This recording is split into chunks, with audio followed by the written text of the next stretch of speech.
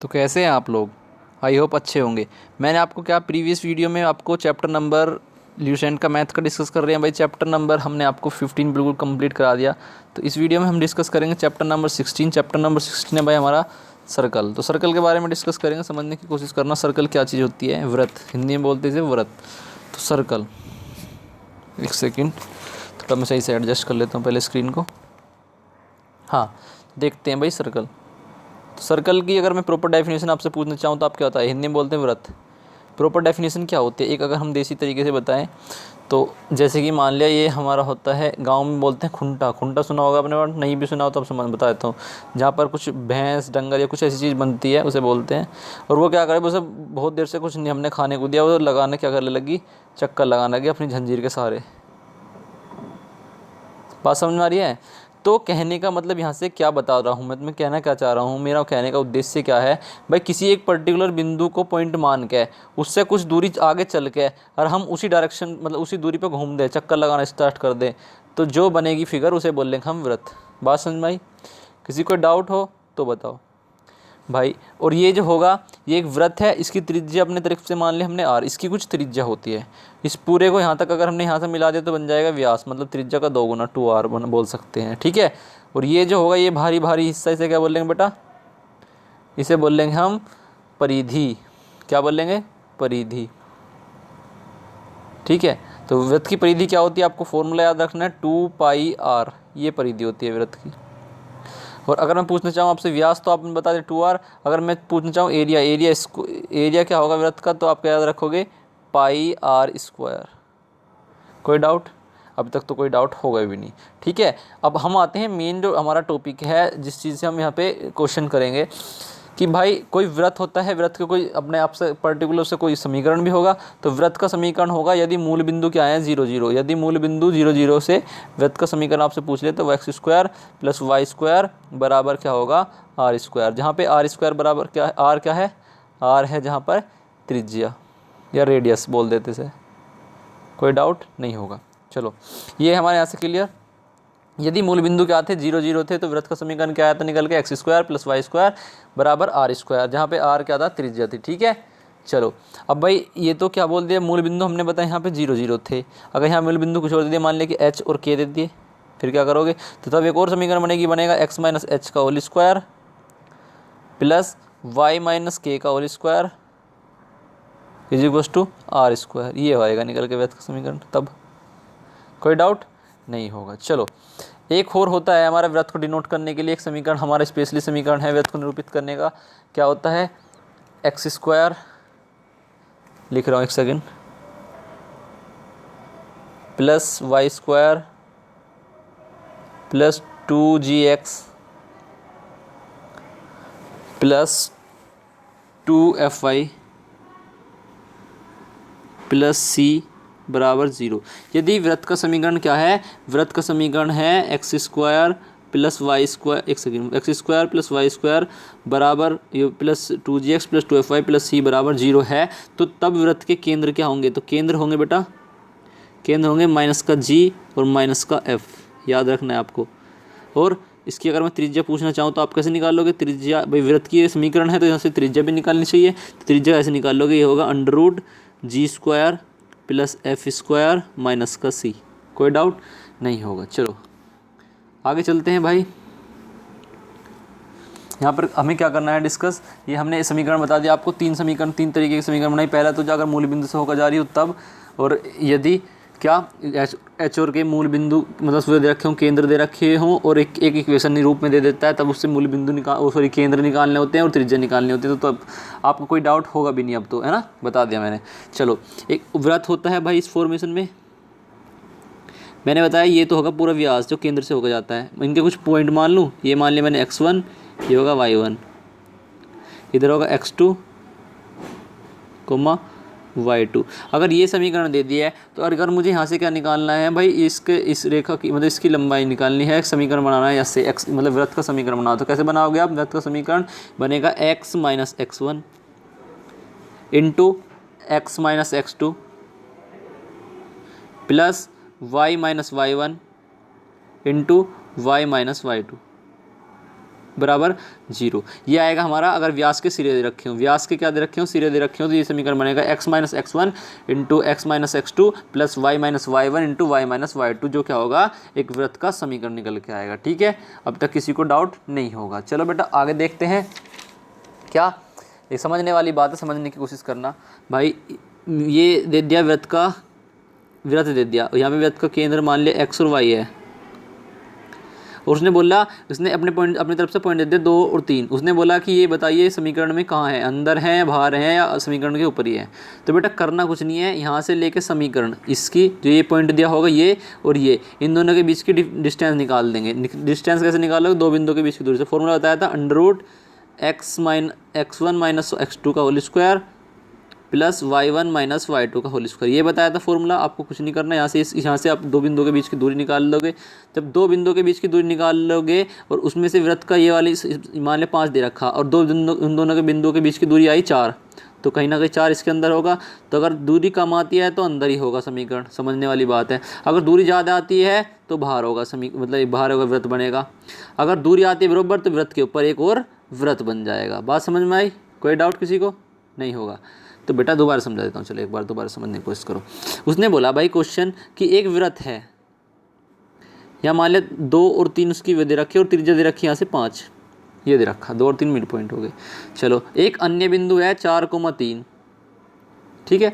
उसने बोला कि क्या ये बताइए 4,3 इस वृत्त के अंदर होगा, बाहर होगा, कहाँ होगा। तो आप क्या करोगे, इसकी इन दोनों के 2 और 3 और 4 और 3 और 4 के बीच की दूरी निकाल लोगे। जैसे कि ये 2,3 और यहाँ 4,3, इन दोनों के बीच की दूरी निकाल लो। कौन से फॉर्मूले से, x माइनस x1 का होल स्क्वायर। तो x मतलब 2 माइनस 4 गए तो 2 का स्क्वायर कितना जाएगा 4, प्लस 3 में से 3 जाएंगे 0, तो 2। तो यहाँ से क्या निकल गया 2। तो 2 किससे कम आया, इस त्रिज्या से, 5 से कम आया ना निकल के। जो 2 आया बेटा निकल के, ये 5 से कम आया निकल के, ये 5 से कम क्या निकल के आया, 2 कम निकल के आया। तो आप क्या करोगे, जब कम निकल के आया तो अंदर वृत्त बनेगा, अगर ज़्यादा निकल के आता तो वृत्त बनता बाहर। अगर आता है बराबर इसके, मतलब जो इतना 5 की 5 आता है, तो यहाँ पे यहाँ बनता। कोई डाउट है? नहीं है। तो ये तो बताने का था कि वृत्त पूछ लेता है कभी कभी, वृत्त अंदर बन रहा है बाहर बन रहा है, कैसे बन रहा है। ठीक है, चलो भाई ये होता है, मान लीजिए वृत्त है और मुझे बोल दिया गया कि भाई कोई सरल रेखा, मतलब इस पर एक स्पर्श रेखा खींच दो किसी बिंदु से। मान लिया बिंदु क्या है, x1 और y1 है। अपने पास से अज्यूम कर रहा हूँ, मान लिया बिंदु क्या है, x1 और y1। अगर मैं पूछता हूँ भाई इस पर, इससे स्पर्श रेखा का समीकरण क्या होगा, इस बिंदु से डाले गए इस पर जो मतलब वृत्त पे स्पर्श रेखा का समीकरण, तो क्या होगा समीकरण, समझने की कोशिश करना होगा। x into x1 plus y into y1 is equal to 0। कब होगा, जब ये क्या है, इस समीकरण के मूल बिंदु, ये क्या है, मूल बिंदु है, मतलब मूल बिंदु पे मतलब 0, 0 पे है। समझ में आई बात? किसी कोई डाउट? ये क्या है यहाँ पे 0,0। यदि ये 0,0 है, अगर स्पर्श रेखा का समीकरण कब क्या होगा, तो x into x1 plus y into y1 is equal to 0। तो सोचने समझने वाली इतनी बड़ी बात थी नहीं इसमें। तो अगर मूल बिंदु से होकर जा रही है तो तब ये होगा। अगर बिंदु, और दूसरी रेखा कौन सी रेखा जो बताया आपको, इससे मतलब दूसरा वृत्त का समीकरण x square plus y square plus 2gx plus 2fy plus c बराबर 0 से अगर होकर जाती है, तब क्या होगा भाई, तब क्या होगा स्पर्श रेखा का समीकरण। तो बताता हूँ, स्पर्श रेखा का समीकरण तब होगा, समझना अच्छे से, होगा x into x1 plus y into y1 plus g into x plus x1 और plus f into y plus y1 plus c बराबर 0। तो बेटा आपको ये इक्वेशन याद रखनी है कब, जब इस पर ये बिंदु, ये एक समीकरण दे रखी है और इस पे ये मतलब जो मतलब कोई वृत्त दे रखा, कोई वृत्त है और उसकी समीकरण वो दे दी जो अभी बताइए आपको, और उससे इस बिंदु पर, इस बिंदु से मतलब x1, y1 से डाले गए ये लेंथ, ये वो करनी है, हमें क्या निकालना है, एक समीकरण बताना है। कौन समीकरण बनेगी, तो कौन क्या रखोगे, x1 की जगह रख दोगे जो बिंदु दे रखा है, x2 की जगह वो y1 की जगह वो बिंदु रख दोगे, रख के आपको सिंपल वैल्यू निकालनी है, बस कुछ नहीं करना, एक समीकरण के रूप में बन जाएगी। बात समझ में आई? नहीं आई ना समझ में? तो लो दोबारा बताता हूँ एक बार, मुझे पता समझ में नहीं आई होगी आपके, इतने इंटेलिजेंट नहीं हो अब आप, पहले थे अब नहीं रहे। तो क्या होगा, x square plus y square plus 2gx plus 2fy plus c is equal to 0, ये दिया हुआ है मान लिया। तो आपको क्या करना है बेटा, यहाँ पे मैंने उसने बिंदु दे दिया, यहाँ से मान लिया इससे ए बिंदु से इसी वृत्त के समीकरण वो जो ऊपर लिखी थी अभी ये दे रखा है, यहाँ से निकाल के हमने बोल दिया भाई हमें यहाँ से डिस्टेंस निकाल के देखा सरल रेखा की। तो डिस्टेंस कैसे निकालोगे आप, कुछ नहीं करना बेटा, यहाँ पे आपको बस x और x1 जो समीकरण लिखवाई आपको क्या लिखवाई, x1 plus y1 plus gx plus x1 ये, और plus fy plus y1 plus c बराबर 0, ये यहाँ पे रख देनी, आपको वैल्यू सिंपली निकल के आ जाएगा, कोई डाउट नहीं होगा। चलो तो देख लेते हैं भाई, कोई वृत्त दे रखा हमें, वृत्त ये दे रखा है, मूल बिंदु से होकर मतलब वृत्त दे रखा जो मूल बिंदु है, जिसके केंद्र क्या है मूल बिंदु पर है, तो क्या होगा x square plus y square is equal to r square, ये दिया हुआ है। हमें क्या बोल रहा कि मैंने बोल दिया एक बिंदु है x1 y1, इससे इस पर एक अभिलंब डाला जाता है, एक परपेंडिकुलर खींचा जाता है, तो उसका अभिलंब का समीकरण क्या होगा, समीकरण पूछेगा। तो समीकरण क्या होगा अभिलंब का, x upon x1 is equal to y upon y1, ये करना है और कुछ करना नहीं, इसमें इतने बड़े सोचने वाली बात नहीं है। ठीक है, समझ में आई बात। ये तो कब होगा, जब समीकरण क्या मतलब वृत्त के केंद्र क्या हो, मूल बिंदु पर हो।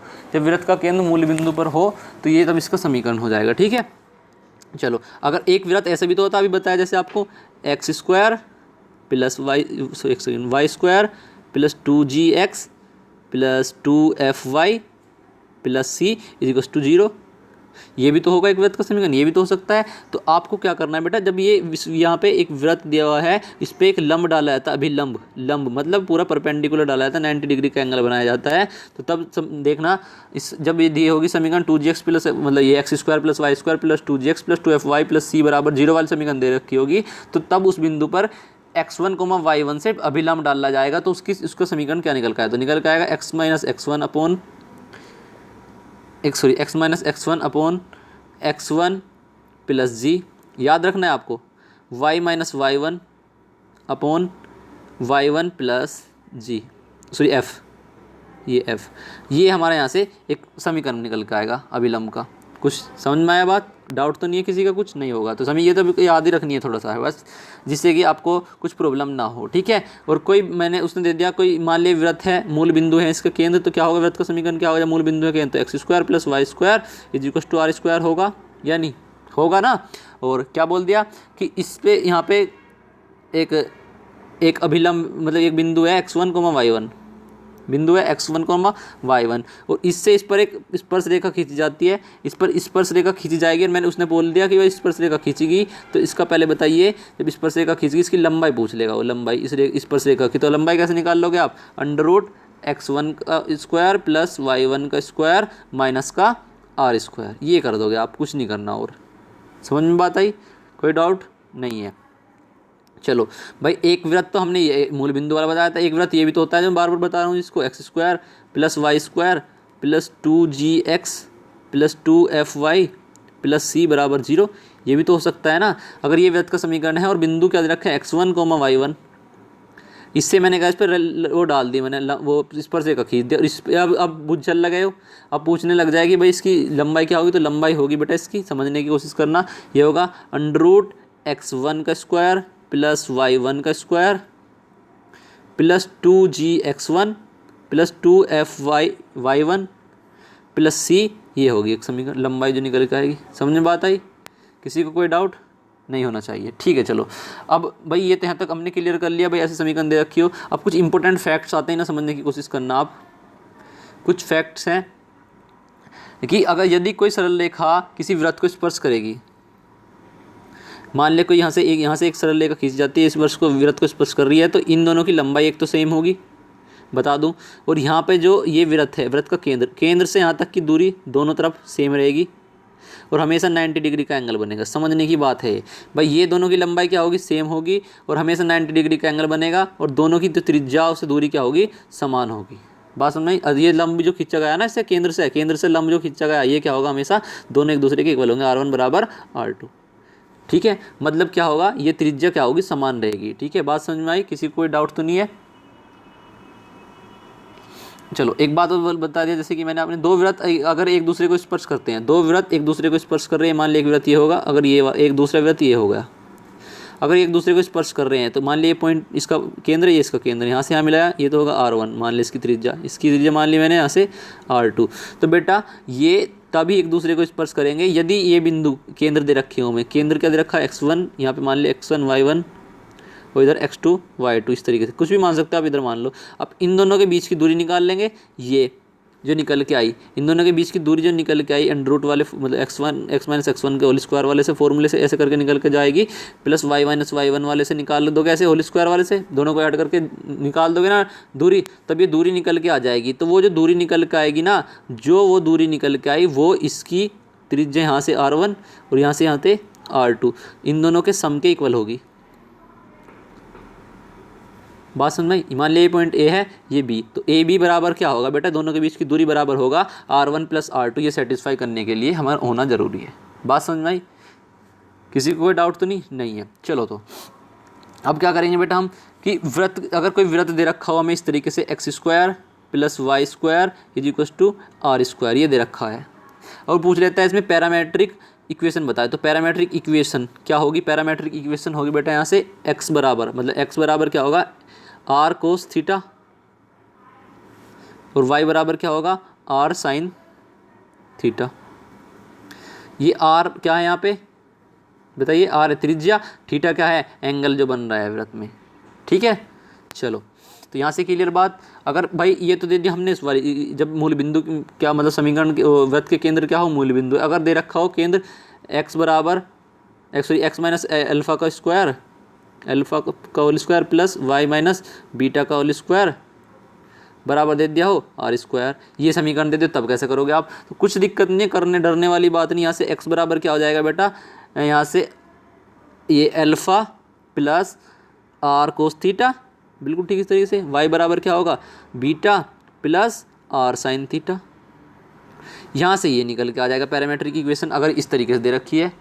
नहीं तो कोई डाउट है ही नहीं भाई। कंप्लीट हमारा इसके फॉर्मूला वाला पार्ट जो था मैंने आपके सामने डिस्कस कर दिया है। इससे अलग फॉर्मूले बस वही हमारा मेथड होगा, हमारा ज़्यादातर जो यूज़ करते हैं हम value putting method, value put up करेंगे, वैल्यू पुटिंग मेथड। ठीक है, वहाँ से हम क्या कर देंगे, कितना बड़े से बड़ा क्वेश्चन हो हम सॉल्यूशन आपके सामने रख देंगे लाके। बस आपको हमें सपोर्ट करना है। अगर आप हमें सपोर्ट करोगे तो हमारा भी मन अच्छे से लगेगा, मतलब वीडियो बनाएंगे तो अच्छा महसूस होगा भाई।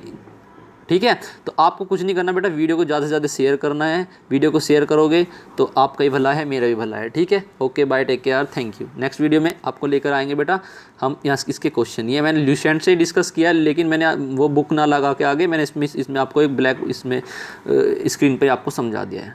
ठीक है बेटा, आपको प्लीज़ शेयर करना है ज़्यादा से ज़्यादा। Okay, thank you.